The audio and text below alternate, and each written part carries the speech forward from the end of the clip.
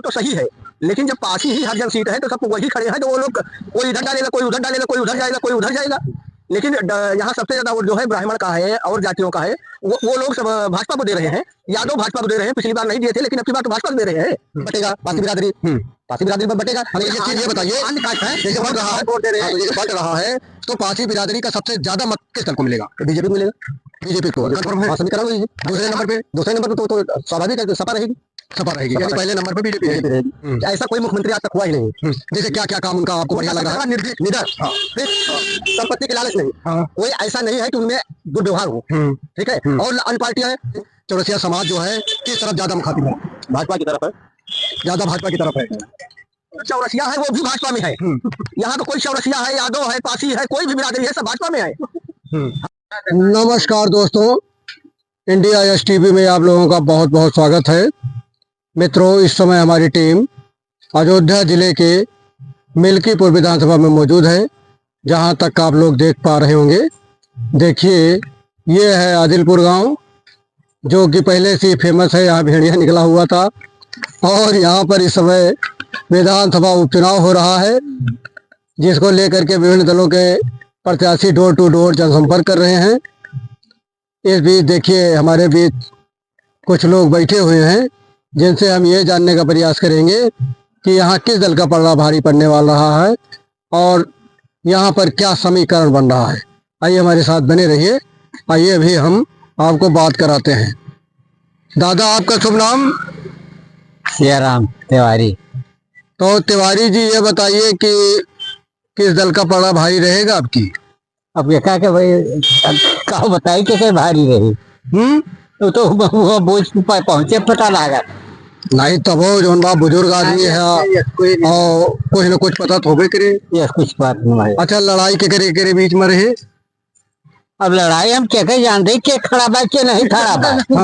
हाँ, देखिए आप लोग, एक बार हम बता दें कि यहाँ पर सपा से यहाँ के सांसद अवधेश प्रसाद के पुत्र अजीत प्रसाद मैदान में हैं और बीजेपी ने चंद्रभान पासवान पर भरोसा जताया है और आजाद पार्टी से सूरज चौधरी मैदान में है।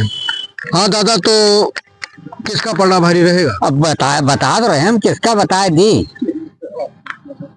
हाँ भैया, आपका भैया बताओ। नहीं, आप बताओगा।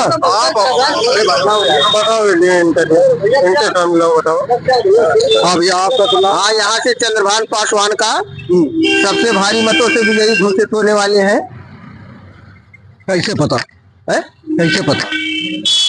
बीजेपी सारा काम कर रही है, सड़क बनवा रही है और सारा कार्य करा रही है और सारी सुविधा दे रही है, तो वोट उसी को देने वाले हैं। लेकिन सपा वाले तो कहते हैं कि बीजेपी कोई काम ही नहीं कर रही है।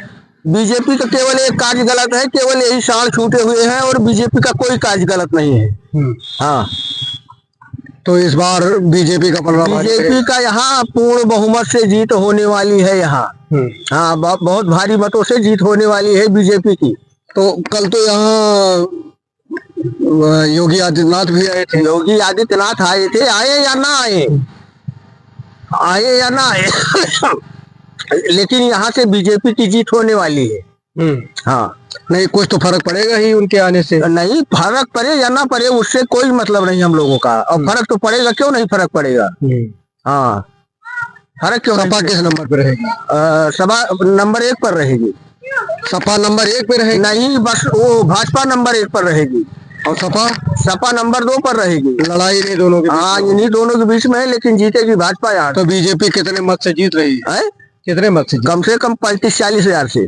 35-40 हजार से बीजेपी जीत रही है। बीजेपी जीतेगी। कैसे पता है?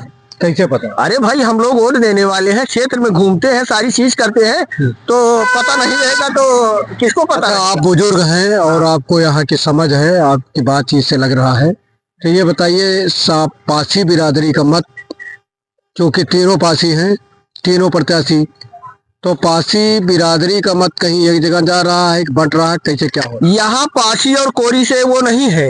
यहाँ के यादव वर्ग जो है वो भी, यहाँ के पंडित वर्ग जो है वो भी सारे सबसे ज्यादा वोट देने वाले भाजपा को है।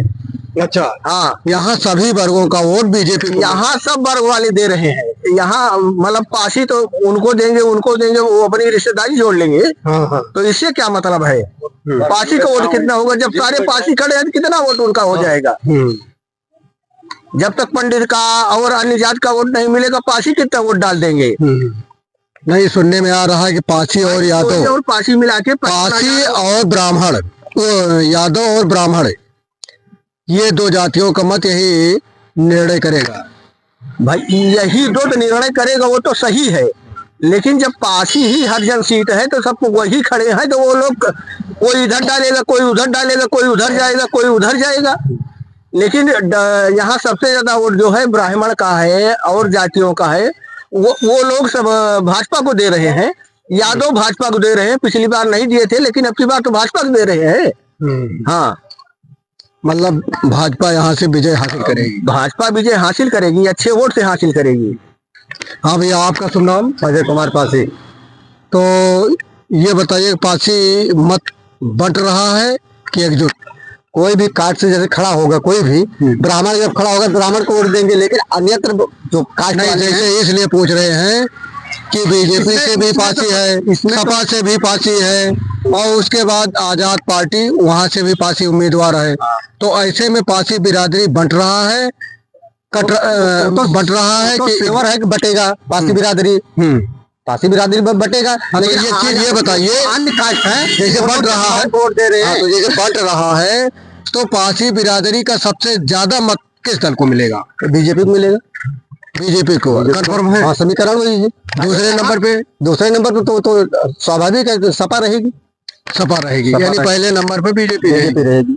तो किसके जीतने की संभावना है? बीजेपी का माने कोई कमी बताए अन्य कोई भी पार्टियां, जैसा मुख्यमंत्री योगी आदित्यनाथ हुआ है 96 से मैं जानता हूँ, 96 तब से 5वीं या 6वीं में पढ़ता था, ऐसा कोई मुख्यमंत्री आज तक हुआ ही नहीं। जैसे क्या क्या काम उनका आपको बढ़िया लग रहा है? निर्भीक, निडर, संपत्ति के लालच नहीं। कोई ऐसा नहीं है कि उनमें दुर्व्यवहार हो। ठीक है। और अन्य पार्टियां हैं, उनको अपने परिवार से मतलब है, संपत्ति से मतलब है। उनको ये है कि इनको बोलेंगे तो ये हमें वोट नहीं देंगे या हट जाएंगे। लेकिन योगी आदित्यनाथ में ऐसी कोई है ही नहीं कि उनको ये है कि हमें संपत्ति मिल जाए, ठीक है, कि हमें गोली मार दिया जाऊंगा, ऐसा कोई नहीं है। जो करते हैं निडर होकर के करते हैं, सबसे बड़ी ये चीज। मतलब उनकी निडरता आपको पसंद है, निडर है, निर्भीक है। ये मतलब नहीं है कि हमें कोई पीछे से गोली मार देगा, ऐसा कोई भी बता दे कोई ऐसा मुख्यमंत्री हुआ है। मायावती ने सिर्फ एक बार उपद्रव किया था राजा भैया के खिलाफ में, लेकिन योगी आदित्यनाथ ने जो कर दिखाया ना, इस प्रदेश का अनुकरण दूसरे प्रदेश वाले करते हैं। हाँ, या बॉम्बे में गया था, ऐसा कोई प्रदेश नहीं जहाँ नहीं गया। मतलब हर जगह योगी की चर्चा। हाँ, चर्चा है, लोग उनका अनुकरण करते हैं योगी आदित्यनाथ का। तो उनके आने के बाद तो फर्क पड़ेगा। फर्क तो पड़ेगा। जो पढ़े लिखे हैं, जो समझदार हैं, वो नहीं हटेंगे। उनको कास्ट से मतलब नहीं है। जैसे मतलब ये नहीं है कि कोई किसी पार्टी को, हम आपको पसंद कर रहे हैं, आप किसी भी पार्टी में जाए, हमसे उससे मतलब नहीं है। लेकिन हम आपको पसंद कर रहे हैं ना, लाइक कर रहे हैं आपको, तो हम आपके पीछे जाएंगे ना। कोई भी पार्टी, सपा हो, बसपा हो, कोई भी पार्टी हो, योगीनाथ के जैसा मुख्यमंत्री होकर दिखा दे, जिससे देश आजाद होगा। देखिए ये भाई साहब पासी बिरादरी से आते हैं और करके पूरा समीकरण बता दिया। सहावल में जब तक उन्होंने अवधेश विधायक थे, भले वहां के लिए काम करा दिया हो, अवधेश 2 बार यहाँ विधायक हुए हैं, समाज कल्याण मंत्री भी हुए हैं, उन्होंने कोई काम नहीं करवाया। अब तो इस बार तो चुनाव है ना, अभी मैं गया आपको भिटारी में चल कर दिखा दूं, सपा के हैं, इंटरलॉकिंग कहीं नहीं लगी है। अभी चल के दिखाओ, आनंद सेन के घर से लेकर के, ठीक है, हमें डर नहीं है किसी की। आनंद सेन के घर से लेकर और फलाने यादव द्वार तक, ठीक है, इंटरलॉकिंग लगवा दिया है, कहीं लगवाया नहीं अवधेश ने।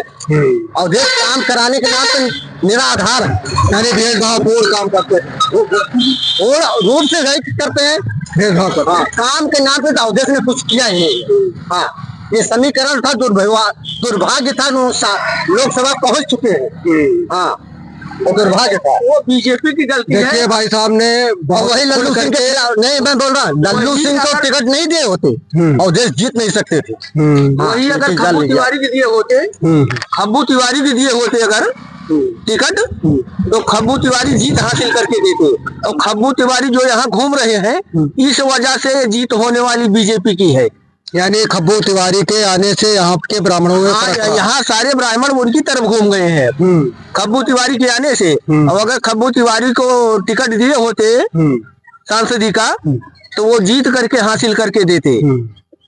तो क्या आपको लगता है खब्बू तिवारी सभी जातियों के नेता है कि केवल ब्राह्मणों के? नहीं, ब्राह्मणों के नहीं, सब जातियों के हैं, सभी वर्ग के हैं, एक जात के नहीं है वो, सब वर्ग के हैं। आइए और बात कराते हैं। देखिए दुकानदार से।